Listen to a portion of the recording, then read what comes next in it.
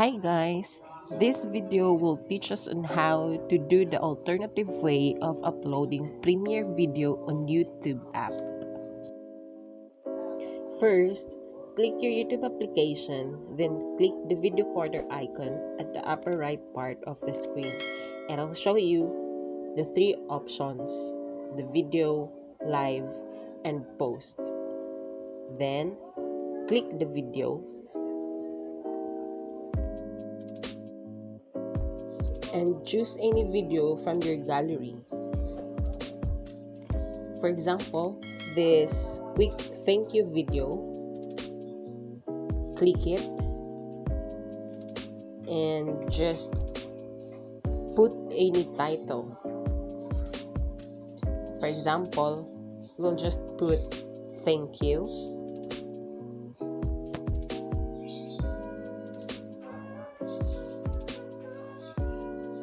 Then, in the description box, we type sample.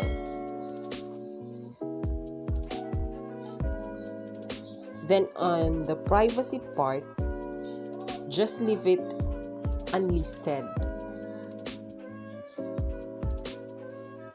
so it will not be shown to public yet.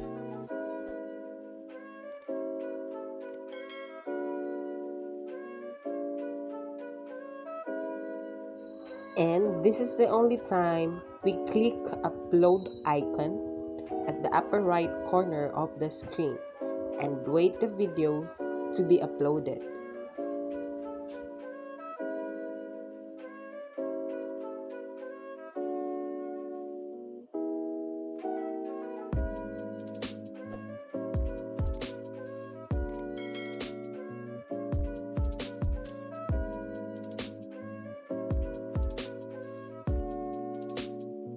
Since the unlisted video is now uploaded, we will check it on the Google Chrome.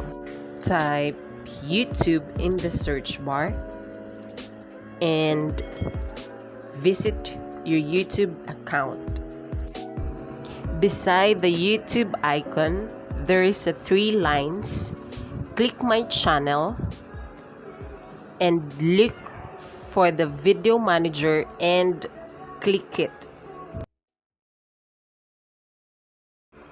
After clicking the video manager, you will see the recently uploaded video.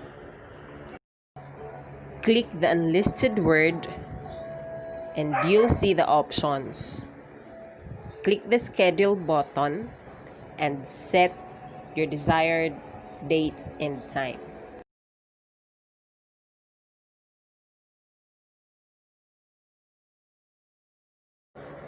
After setting your desired date and time, do not forget to check the Set as Premiere box. Then click the Schedule button. And wait for a few seconds to save it. Then, for us to check what we've done, we should go back to the YouTube application and see if we have a scheduled Premiere video.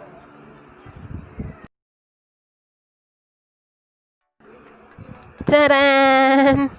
We now have setted a Premiere video on June 26, 2020 at 12 midnight. I hope you learned something from this video, and I know that we can use this in our uploading basis on YouTube, since YouTube Studio is not working in uploading videos for a few days already. Thank you mga ka-internet. Please don't forget to subscribe, give us a thumbs up if you like this video, and leave your comment below for your feedback. Bye-bye!